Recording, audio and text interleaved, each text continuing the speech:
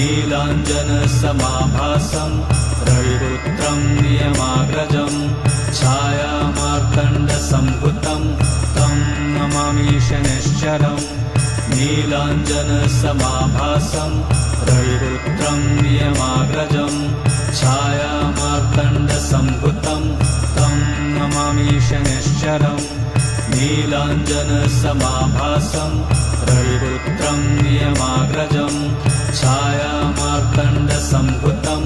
तं नमामि शनैश्चरम् नीलाञ्जनसमाभासं रविपुत्रं नियमाग्रजं छायामार्तण्डसम्भुतं तं नमामि शनैश्चरम् नीलाञ्जनसमाभासं रविपुत्रं नियमाग्रजं छायामार्तण्डसम्भुतं तं नमामि शनैश्चरम्